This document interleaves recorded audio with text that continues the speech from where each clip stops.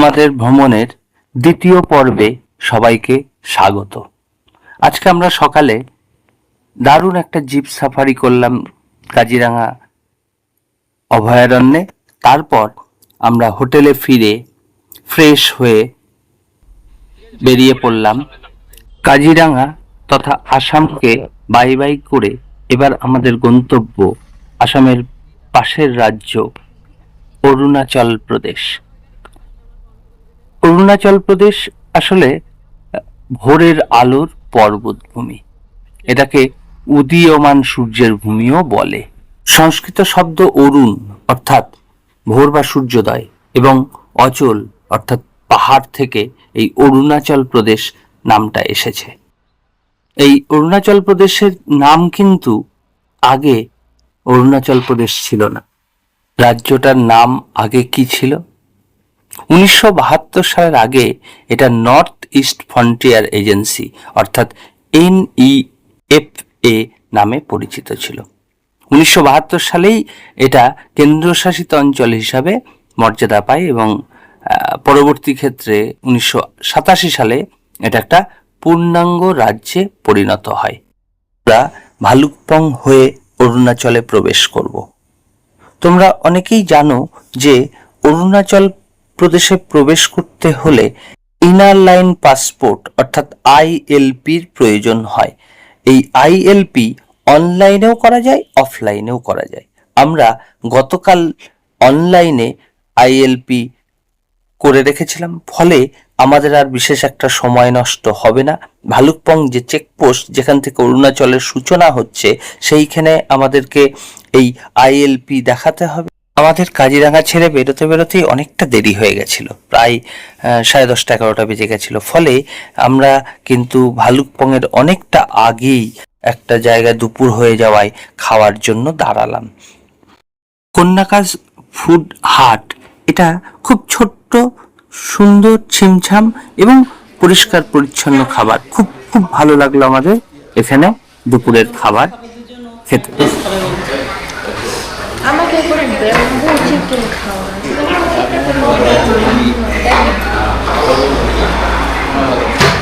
Food হাটে দুপুরের খাবার শেষ করে আমরা আবার বেরিয়ে পড়লাম।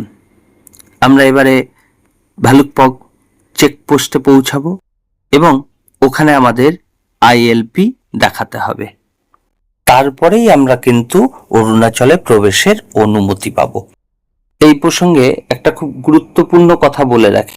অরুণাচল ভ্রমণ করতে চাইলে একটা ভালো আইটিনারি হবে এরকম যে গুয়াহাটি থেকে ভালুকপং 1 নাইট স্টে, তারপর ভালুকপং থেকে দিরাঙে 1 নাইট স্টে এবং দিরাং থেকে তাওয়াংয়ে গিয়ে 2 or 3 নাইট স্টে, তাওয়াং থেকে বমডিলা রিটার্ন, সেখানে 1 নাইট স্টে এবং বমডিলা থেকে শেরগাঁও ঘুরে তোমাকে গুয়াহাটি ড্রপ।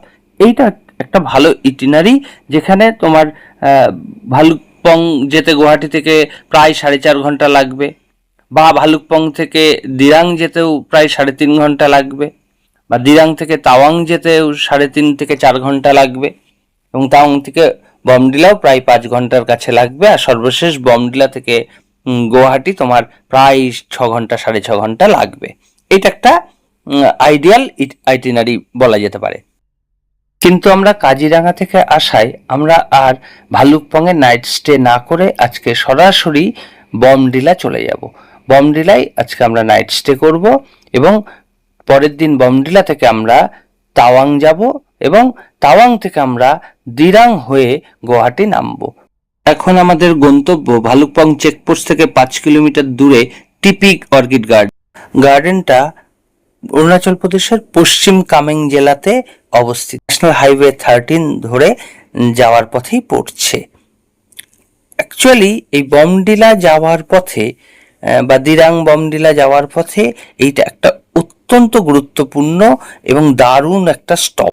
ভারতের গভর্নমেন্ট অর্কিড রিসার্চ সেন্টারই হচ্ছে ওই ভালুকপং টিপি গার্ডেন, আর ওইখানে প্রচুর বিরল প্রজাতির অর্কিড সংরক্ষণ করা হয়। অ্যাকচুয়ালি যারা বটানিস্ট বা যাদের উদ্ভিদবিদ্যা ভালো লাগে তাদের কাছে এটার গুরুত্ব অপরিসীম। অবশেষে সেই বহু প্রতীক্ষিত টিপি গার্ডেনে আমরা পৌঁছালাম। গার্ডেনে প্রবেশ করে ঘুরে ঘুরে আমরা গার্ডেনটা দেখতে শুরু করলাম।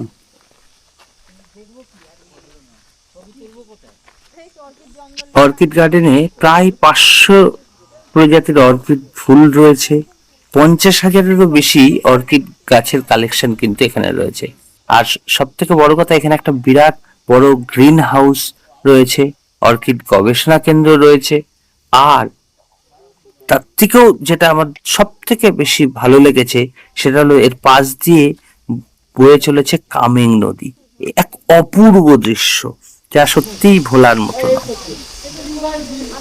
গর্জন বেশ শোনা যাচ্ছে জোরে। তাড়াতাড়ি আমরা সেই নদীটা দেখতেই এগিয়ে যাই। তাড়াতাড়ি কোন দিকে রিভার ভিউ? এইদিকে সোজা গেলে কামেং নদী। চলো। এটা অর্কিড? আমাদের বাড়ি তো না, এইটা না, আমাদের বাড়ি ওই ওই একই রকম গাছের গায়ে। আমাদের বাড়ি অর্কিড গাছের ওই যেগুলো গাছের গায়ে দেবদারু গাছে এমনি অর্কিড এমনি একাও হয়। পাথরে, বিশেষ পাথরে মাটিতে হয়। এই যে গাছের গায়ে লাগিয়ে দিয়েছি না, গাছের মধ্যে বেঁধে রেখেছি, আবার এবার পাতা হয়েছে। পাতা ফুলে যাকে যাকে দিয়েছি ফুল হয়েছে। আমার অন্য আম গাছে কোন জায়গায় এরকম পাতাগুলো দেয়। এটাই তো বলছি, এই জামা গাছে যা আছে তাই এখানে। তোমার বাড়ি সব রকম গাছ লাগিয়ে রেখেছো? আমার দেখো ওদের ট্যাক্সে গাছে আবার দাদুকে দিয়েছি, একে দিয়েছি। যে গাছ দেখছি আমার বলছি এটা ভালো গাছ, সেটাই বলতো আমার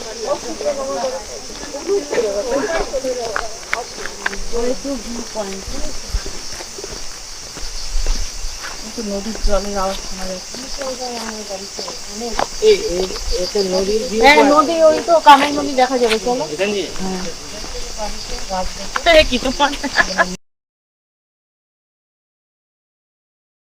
এই অর্কিড গার্ডেনের ঠিক পাশ দিয়ে যে কামেং নদী বয়ে চলেছে, আমরা সেই কামেং নদীটা দেখতেই এগিয়ে চলেছি। আমরা বেশি গন্ডার দেখে ফেলেছি। গন্ডারের জন্য না, বেশি গন্ডার না, কি সুন্দর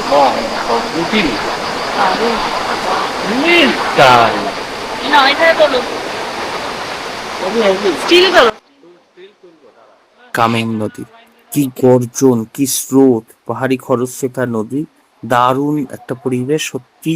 ওপাশে পাহাড় এবং নদী, এপাশে অর্কিড গার্ডেন, সব মিলে একটা দারুণ প্রাকৃতিক নৈসর্গিক, মানে একে বর্ণনা করা খুব খুব কঠিন, শুধু উপভোগ করা যায়। তাই তো দু চোখ ভরে শুধু এই অপূর্ব নৈসর্গিক দৃশ্য উপভোগ করলাম। আর সাথে যা হয়, দলবদ্ধভাবে কখনো একা কিছু মুহূর্তের ছবি ক্যামেরা বন্দি করা হলো। কিছু ছবি বললে কম বলা হয়, অসংখ্য ছবি, অসংখ্য ছবি বিভিন্ন জন ক্যামেরা বন্দি করলো এবং তাড়িয়ে তাড়িয়ে উপভোগও করলো। এই কয়েকটা অপূর্ব মুহূর্ত কাটিয়ে আমরা আবার রওনা দেব বমডিলার উদ্দেশ্যে। নদীর ধার থেকে আবার গার্ডেনের মধ্যে দিয়ে আস্তে আস্তে আমরা গাড়ির দিকে আবার আমরা যাত্রা শুরু করলাম।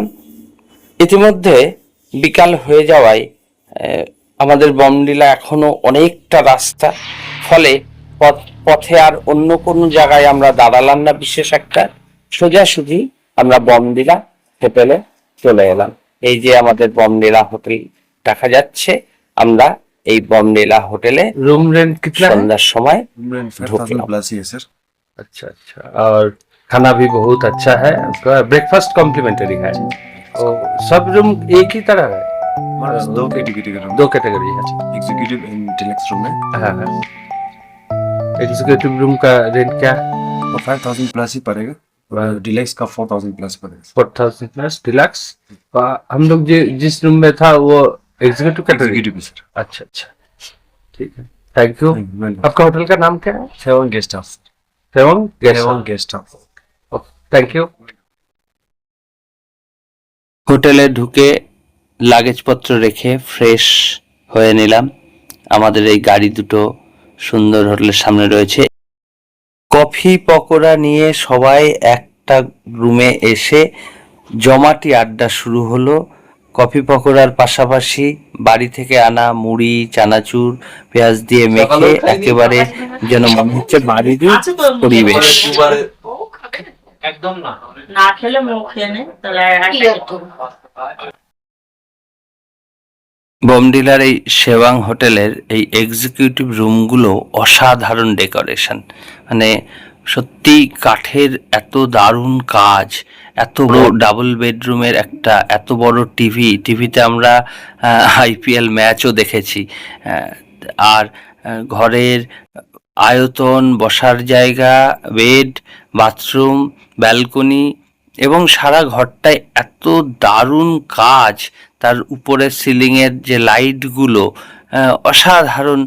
সত্যি এই হোটেলের ঘরগুলো মুগ্ধ করার মতোই। সব মিলিয়ে এক্সিকিউটিভ একটা ফিলিংসই হচ্ছিল আমাদের এই হোটেল থেকে। যাই হোক, আমরা এই জমাটি আড্ডা শেষে খুব তাড়াতাড়ি রাতের খাবার খেয়ে ঘুমিয়ে পড়লাম, কারণ আগামীকাল সকালে আমাদের খুব তাড়াতাড়ি আবার সমস্ত লাগেজপত্র বেঁধে বেরিয়ে পড়তে হবে তাওয়াংয়ের উদ্দেশ্যে। তোমরা দেখতে পাচ্ছ যে এই ঘরের আকার, আয়তন, ড্রেসিং টেবিল এবং সমস্ত কিছুই একেবারে অত্যাধুনিক, বিলাসবহুল।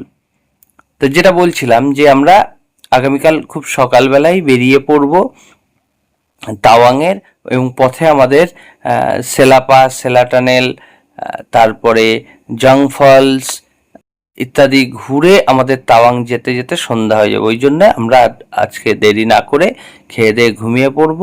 আগামীকাল সকালবেলায় যত তাড়াতাড়ি সম্ভব আমরা আমাদের যাত্রা শুরু করব। ধন্যবাদ এবং শুভরাত্রি। আবার দেখা হবে আগামী পর্বে।